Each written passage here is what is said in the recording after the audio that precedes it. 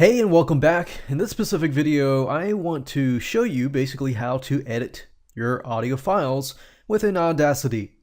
So right now, what I have is an audio file that I have opened up, and it's an audio file that deals with a specific topic of removing distractions out of your life. And this particular audio file talks about how to find your personality.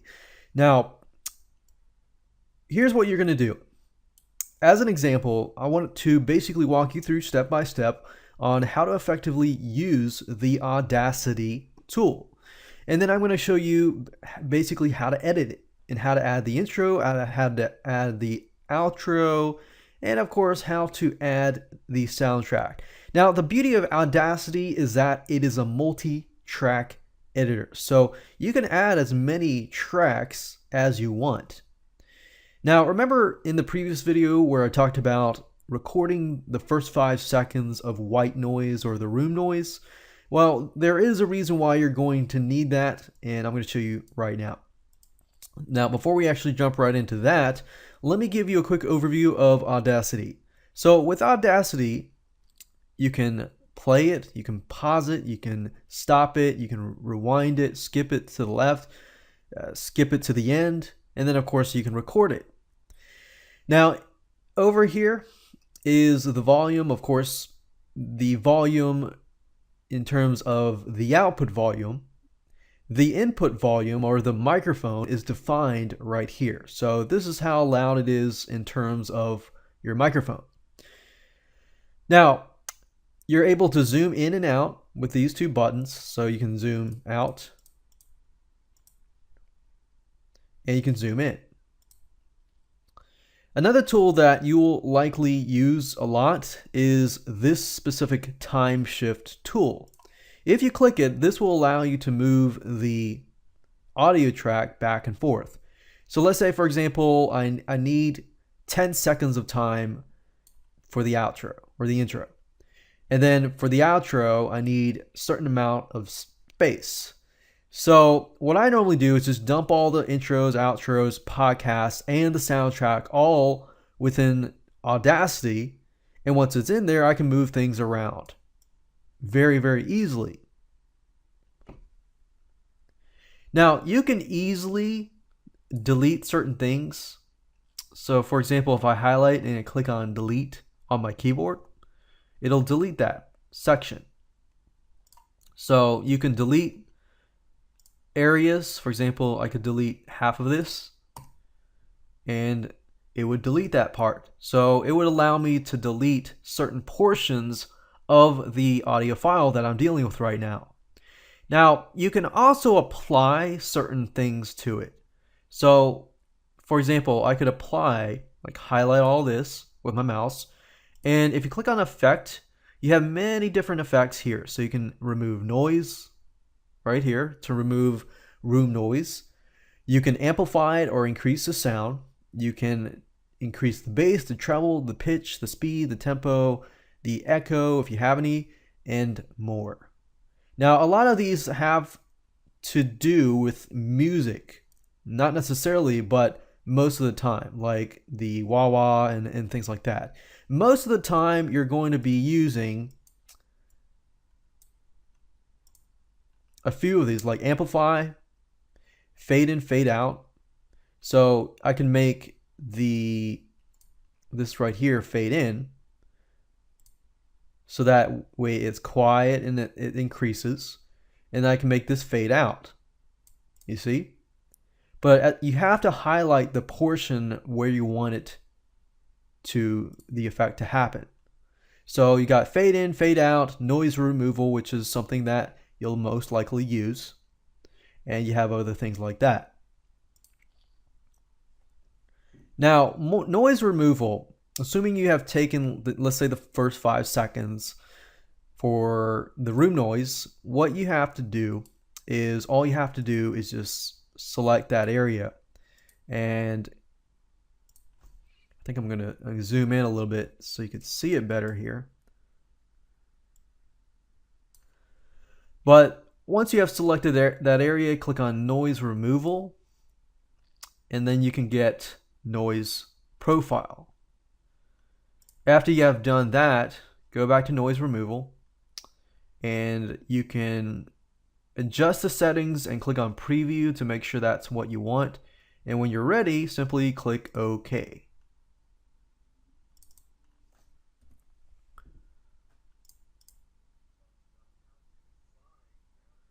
Alright, so you'll notice right here that the audio and the volume is too low.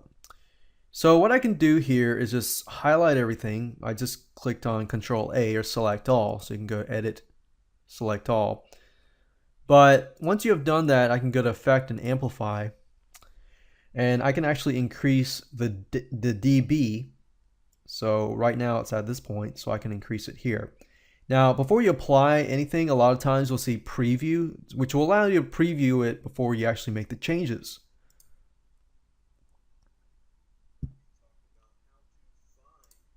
Okay, so that's still low. I'm going to increase that here.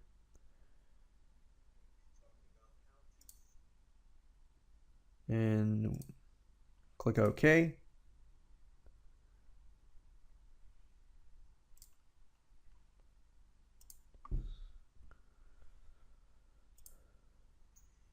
Talking about how to find out your personality. Okay, so that worked out just like I wanted it to. And you can actually edit, delete. You can select certain areas and just click on delete, and it'll actually delete it. Now what I want to do is just show you how to edit and add the intro and outro and the soundtrack. So with Audacity, it's really easy. All you have to do is simply drag and drop the file into here. So this can be our soundtrack right here. So I can drag and drop it in. And as you can see, that would be our soundtrack. Now, or that could be an intro or soundtrack. So let's say, for example, I want to make this right here my intro. And then I can make this right here my soundtrack.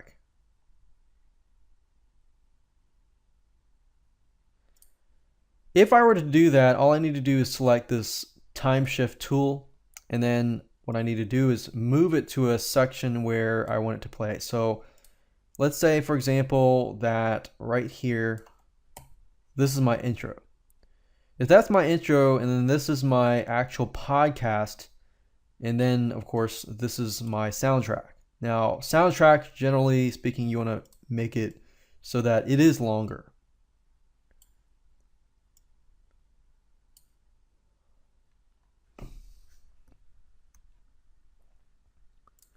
And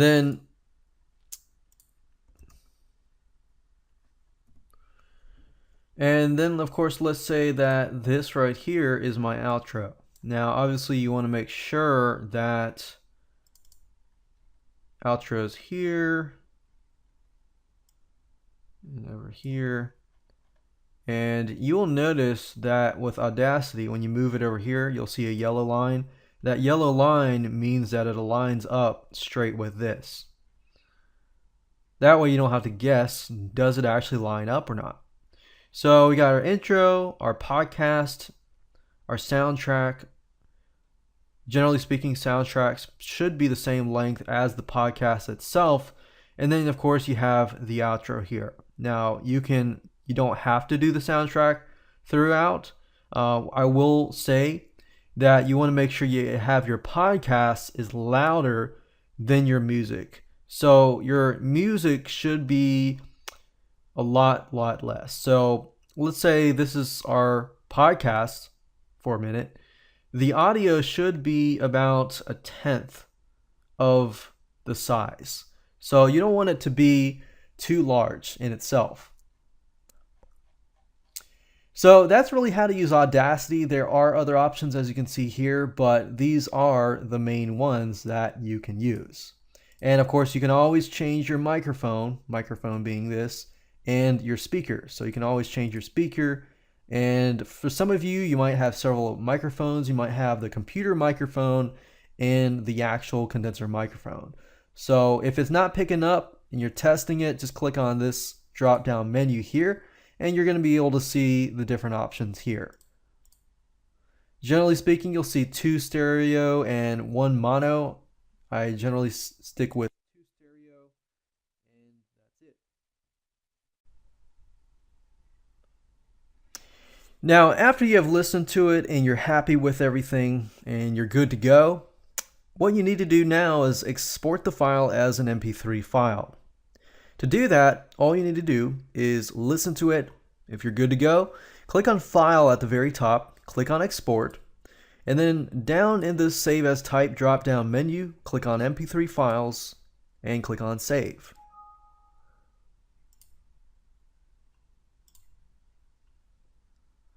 So it says, warning, your tracks will be mixed down to 2 stereo channels in the exported file. Click OK.